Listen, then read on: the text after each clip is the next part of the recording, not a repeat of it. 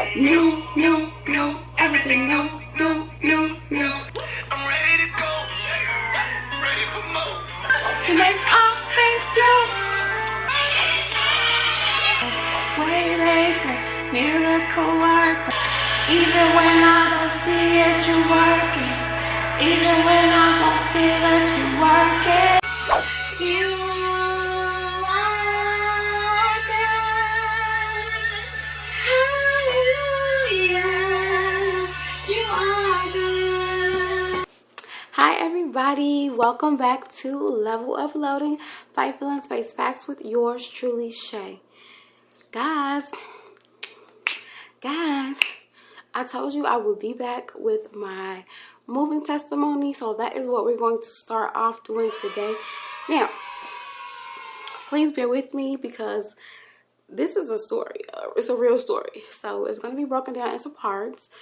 I have notes, so if you guys do happen to see me looking down, we're getting stuck, it's a lot to remember, but I do have notes. I was in here Friday night jotting down all of the different the timeline, the different times, and how everything kind of plotted out. So I'm really gonna kind of start from the beginning, only because everything pieces together in its own special way.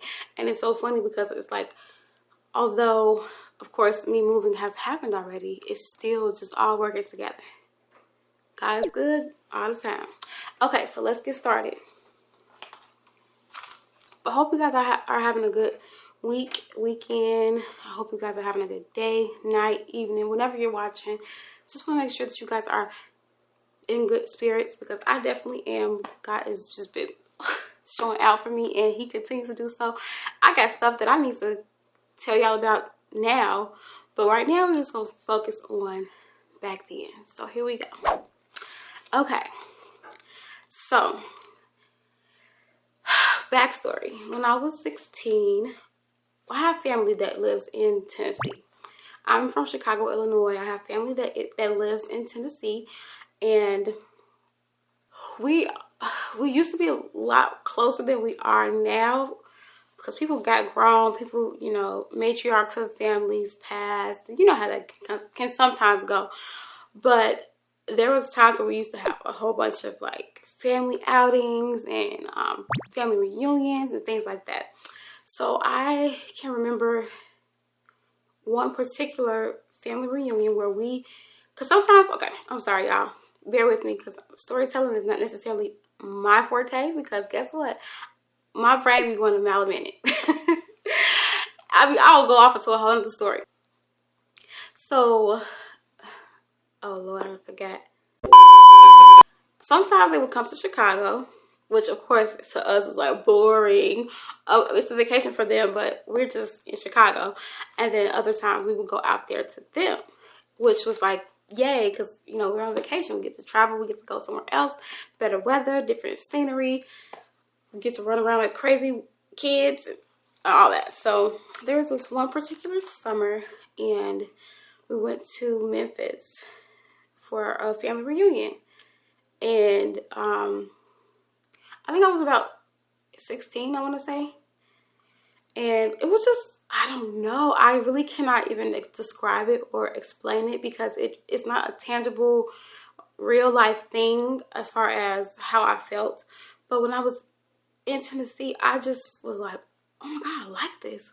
I did not know how to describe it. I did not know how to like put anything on it, but I just knew that I liked it. So we did a whole bunch of sightseeing, of course, barbecuing and eating good, playing with cousins who I've never met, playing with cousins who I've met a couple times, kicking it on the streets. Not on the streets, but not like that. Tennessee is more of it has more trees and forests and, things like that. So, my family, they country. We in the middle of, we not like in no, super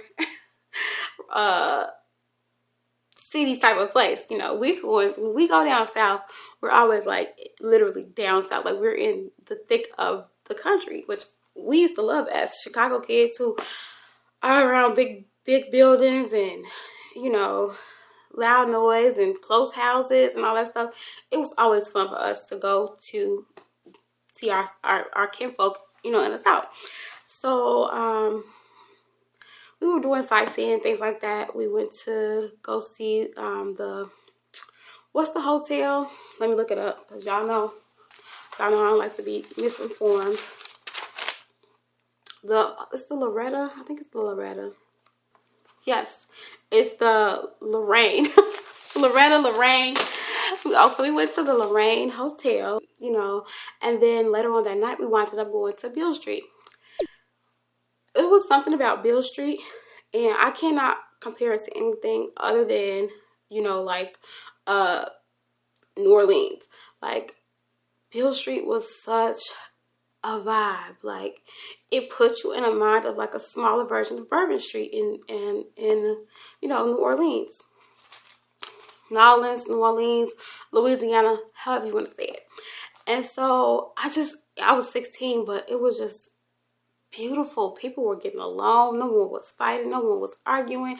Everybody was having fun. People were drinking and passing out beads, no boobs included. But, you know, people were just having a good time. And one thing I really did enjoy while I was out there was people were so friendly. They would speak to you. They would, you know, they would smile, which, like I said, I'm from Chicago. You walk around here smiling at people all the time. Trust me and believe me, you're going to get a stank look. You might wind up in a tussle. Sad to say it, but it's unfortunate. A lot of times, you know, people are just in a rush, in a bad mood, or just on guard because it's a tough, you know, tough city. So it was just nice to be walking down the street, people smiling, hunking, and hey, how y'all doing today? Like, it was just, the vibe was amazing. I was like, oh my God, I want to move there. I want to move to Memphis. So, well, from that trip, I went home, and I was 16. So that means that had to be like 2003, I want to say. The math is mathing. Yeah, 2003. I went home and I was like, I want to move to Memphis. I don't care what nobody's talking about. I'm moving to Memphis. Of course, I was 16. Life happened. Not like that. Like, of course, I'm 16. I'm not moving no time soon. Fast forward to adulthood. I would say right around 2012, I moved out my mom's house for my own spot. And I was 24. I had been out of the house for a little bit, then came back for a little bit, but I moved out officially for real, and never looked back in 2012. Yes, it was 2012. So, you know, I was excited to be on my own, having fun, blah, blah, blah, independence, your own rules, nobody asking you, who did this? Shout out to my mom because I know she gonna watch. Who left this out? Like, girl, it's only 3 people living here. Who do you think did it? It's one of us. If you ain't do it. But so, you know, I kind of just was in a coasting period of just being complacent and just enjoying that freedom, enjoying having my own space, and it was dope. So around 2013, because I had been in my place for like a year or so, I started to get like that itch of, I want to move. Like, I started looking up jobs, I started looking up apartments, and I think because of the fact that I had just moved, not too long moved on my own, I was like, if I can make it here, I can make it anywhere. You know, that's my thinking. I do feel like that still, like, Chicago is one of those places, if you can make it in Chicago, you are pretty much good to explore the world because you have a lot of street smarts and instincts and a lot of survival skills that you will need to survive anywhere. I started seeing, like, really low wages, and I mean, at this time, I wasn't making a lot of money, but I was making decent money. I wasn't, like, making minimum wage or anything like that, so when I was seeing what the minimum wage was in Memphis at that time, I was like, okay, we're going to revisit this when they catch up to, you know, the standard of living. But I guess I didn't really understand the cost of living and how that affects, you know, minimum wage and legislation on that and people having to sign off on making increases and things like that. I just didn't understand it. So I would say 2014, I really started like saving up. I started putting money to the side, what money I could, because I had started another job at the university, and there was more money, union job, making more money, more ends. You can you have a wiggle room. But that also caused another problem because my wages were increased. Like with a union job, that is usually very competitive wages. And not only that, but it also it's a union. So you're going to have increases. They're going to make sure that you're always being compensated for your time, energy. It's going to be negotiated. Also, 2014, with my best friend at the time, she had her baby, and I was like, that was my little boo boo, you know what I mean? So I was like, oh my God, like my attachment and my fear started to kind of kick in, because I'm like, okay, I don't want to leave. She just had the baby. I don't want to miss these moments with her, you know what I mean? So I was like, I want to do this, but I just wasn't in a place mentally to do it. I still was moving scared. And also, like I said, I was still stuck on Memphis. It was just stuck in my head. That was all that I knew, because that's the only place that I had visited at the time. I also had started a new job, like I said, and so I was making good money. So fast forward to like 2015. I basically kind of like coasted. 2015, I kind of like coasted through life. Like, I got into a relationship, and I kind of just got complacent. I was just really content with how things were going in my life at that moment. And so that's just what I stuck with. Like, okay, I'm here. I got a man, and I'm making good money, working a union job. All my bills are paid. I'm not really, wanting for anything on my own. I just kind of coasted through life at that point. But we didn't last super long, y'all. So that definitely was not really a real factor, but it did kind of, deter me a little bit. So at the end of 2016, I wound up leaving my good job. I wound up leaving it because they cut hours severely. Like, I went down to 3 days, 24 hours a week from, of course, full time. So it was like, this is not going to cut it for me. And like I said, they did have very competitive wages as far as the hourly rate. But if you cut my hours to half, I mean, that's defeating the whole purpose. I'm thankful that the wages were high, because if it had been lower and they cut it to half, I would have not even been able to survive, at least not on my own strength. But we all know that God would have provided if that was the case, but thankfully he didn't have to step in that way. But I had to move around. So I wound up leaving there, and I wound up going to Uber headquarters. I worked there for some time, and it was very stressful. Uber headquarters was very stressful. I won't go into too many details about it, but working with drivers and their different scenarios, situations, ailments, struggles, it was a lot. And coming from where I was coming from and going into like a more, I don't know, I don't want to like say anything too crazy, but so like the University of Chicago was more like a big girl job, you know what I mean? And Uber headquarters was a big girl job too, but the atmosphere was very much a mixture of age groups. It was a mixture of different types of people. It was just like a melting pot, where I was like with people my age and older. Here I was with younger people. It was just a melting pot. But beyond that, the drivers themselves was very stressful. The stories I could tell you about Uber, you would not even want to believe. From crazy drivers to situations that they had on the road, to situations that happened in the office, all type of stuff.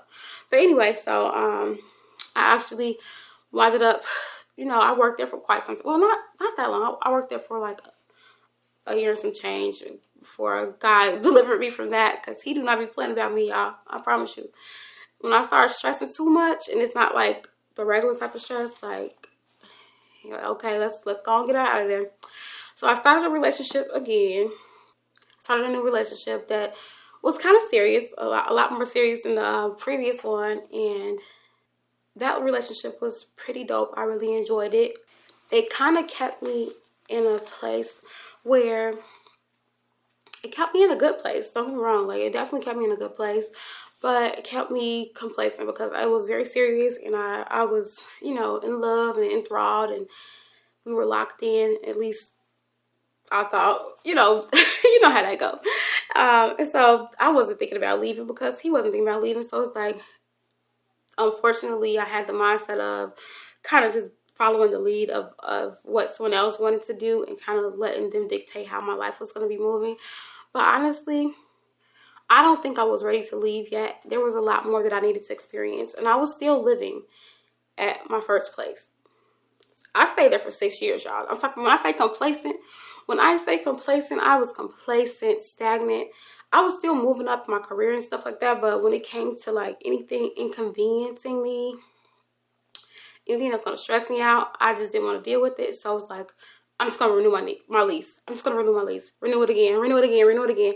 For 6 years, it was no reason for me to still have been in that place from 24 to 30. But I did do that. I saved a lot of coin. It's just me. It's not like I have kids or anything, but complacency. But neither here nor there. Let's not go on a tangent. So we wound up breaking up at the very end of 2017. And so I was like, okay, you know how that goes sometimes. It's like all things new. I want everything new. I don't want you to even find me in the same spot you left me at. So I wound up not renewing my lease, found another place. It was very close, literally like not even 5 minutes. Bigger spot, another bedroom. It was an upgrade for sure. So that was like dope. I really love that place. Like to this day, that's still my favorite place that I've lived in as far as like the actual unit. Love that place, and that of course helped me to be even more complacent because I'm like, I love it here. I love it here. I love it here. So I kind of just coasted through for another year, and no, actually another 2 years. 2018, right before I moved to my new place, my friend had just got me into her job. She was the HR manager, and she got me in into my current industry. So shout out to her. Even though we are not friends anymore, I still have so much love for her and her family and everything. It's just, you know, sometimes people grow apart, but definitely shout out to her because she really had helped me. Her family had a tremendous hand in my elevation and my growth, and I loved them from afar. I really liked it. I liked my job. I liked the money. Everything was going extremely well. And so I kind of just, I don't know. I just got into another comfort zone once again. That's my little, I guess, forte. But I really still felt that itch. Like, I want to go. This is not my home. Like, no shade to Chicago because home is home, but I just didn't feel at peace there. I felt always on edge. Felt always like I had to look over my shoulder. I always felt like, I just felt like PTSD. Like, definitely gave me PTSD. I kind of just was letting doubt and fear take the wheel, which, I mean, it happens. At this point, I'm 30 years old, and I'm like, okay, sis, when we gonna do it if we're not gonna do it now?